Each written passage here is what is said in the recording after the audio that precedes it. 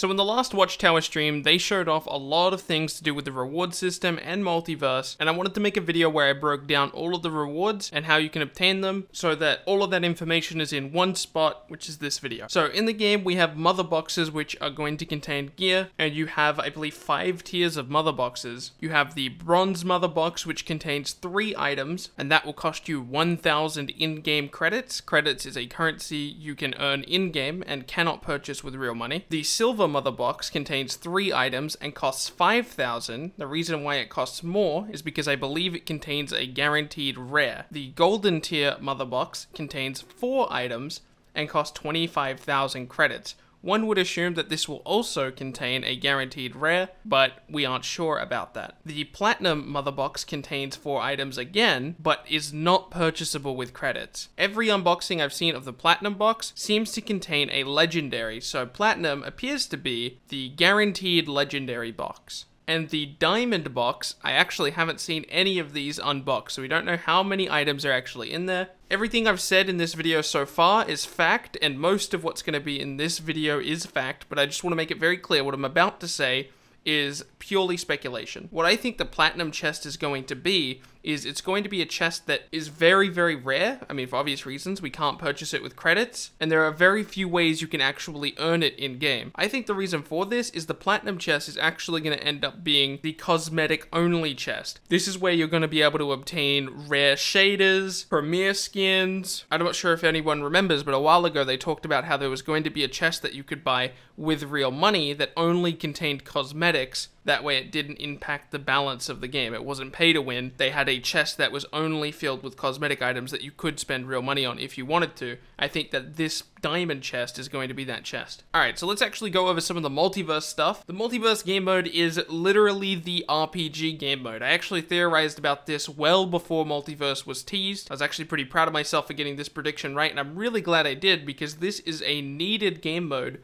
for this type of game because it keeps a lot of people playing the game. One of the big problems with fighting games is that they're purely a competitive game. There's nothing else to do in fighting games, and this is a perfect thing to add to a fighting game because it gives something to do to the players that don't want to take it as a competitive game, and that is amazing because it will help grow the community in so many different ways. Let's actually go into the details. So currently, there are 7 active Earths. They may increase this at some point, but as of right now, there are 7. Inside of these Earths are going to be what I'm calling events. I don't know if they have an official name for it, but for the sake of this video, I'm labeling them events, and these are basically missions where you fight multiple different enemies and then are given rewards at the end. The rewards you get at the end, no matter what, are completion rewards. On top of completion rewards, you also have performance rewards, which will reward you based on how well you did. Currently, the way the Earths are split up is that we seem to have at the very least 2 character-specific Earths, and these Earths will rotate out. So one day it will be the Scarecrow one, the next day it will be a Cyborg one, the next day it will be a Red Hood one. Obviously, Red Hood isn't going to be in the game at launch. And then a couple of them are universal. So for example, this Earth is a Supergirl Earth, and we can see here the reward, the guaranteed reward that you get no matter what, the completion reward, is the rare Supergirl arm piece. Something we learned about completion rewards is that they actually refresh every time you beat the event, so you can continue to replay one event over and over again. Also, we have the performance rewards of a bronze, silver, and gold mother box.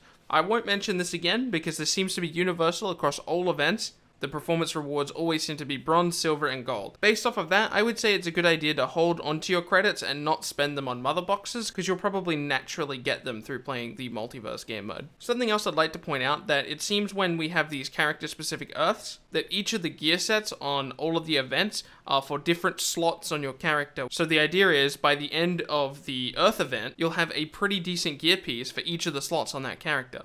At least with these character-specific Earths, they seem to have this formula of level 1, mission 1, whatever you want to call that. I'm going to call it level 1 for the sake of this video. Level 1 has no requirements. You can play this event even if you've never played the character before.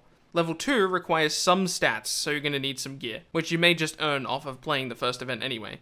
Or if not, you'll come really, really close. And then level 3 requires level 10 on that character, so you need to be a little bit more experienced. And then level 4, this is like the pre-boss fight, and you have to be level 15 to do this. And then there's the big boss fight, which is a 1-fight event, so this is probably going to be quite hard, and this costs you 1,000 credits to get in. It's worth noting that on this image you're going to see Brainiac, and you're probably just going to assume that Brainiac is the boss on all of these Earths, but that's not true. On the Scarecrow Earth, the big boss is Batman, so that's super cool how dynamic it is between which which characters you're playing and the story of that Earth. Even if you've never played a character before, you can still go into one of these Earths and figure out whether you like the character just by playing the missions. And that's really important because you can decide whether you want to take the time to get the requirements to be able to continue with all of the events.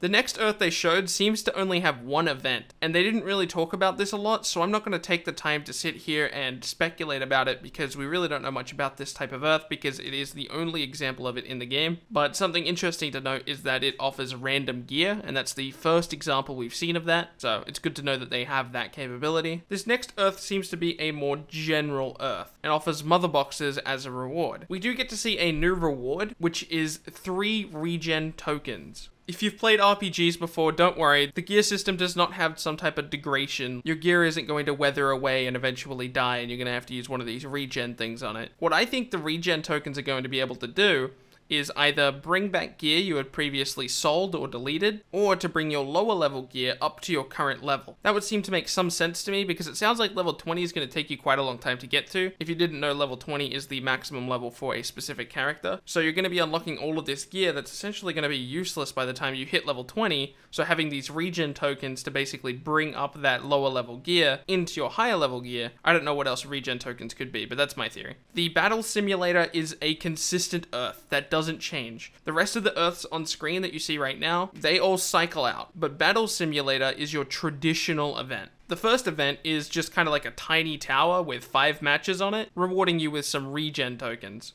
The next event is an 8 battle event, rewarding you with 3 silver mother boxes. The next tier up is a 12 battle event that gives you golden mother boxes. Well, gives you 1 golden mother box. And then we get something a little bit more exciting, which is Survivor. If you've played any other fighting game before, you've probably heard of the Survivor game mode. Basically what it is if you've got 1 health bar and you've got 1 super meter, and in this case, you just try to beat all 29 of the enemies, but you've only got that 1 health bar, so you need to be really, really careful the way you play each individual match. And if you manage to beat all 29 in this case, they're going to reward you with 2 golden mother boxes. And then you have the Endless Tower, and this is the one that I'm most excited about. This is basically you just keep playing until you lose. You don't have 1 health bar, your health bar resets after every single game, and you just keep playing until you finally lose. Now the reason I'm so excited about this one is because of the reward system. As you can see here, you get rewarded based on how well you did.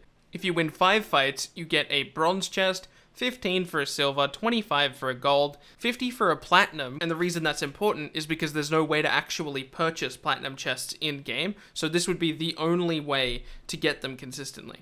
And then finally, if you can manage to get to 100 fight, which I'm going to assume is incredibly difficult, but if you do manage to do it, you'll get a diamond chest. This is the cream of the crop, remember?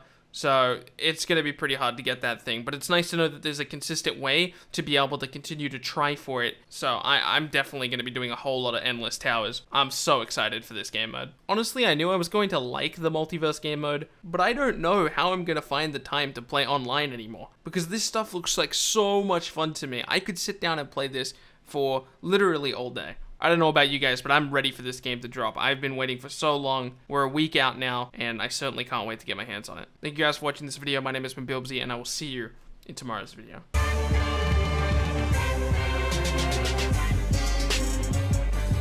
Holy mackerel.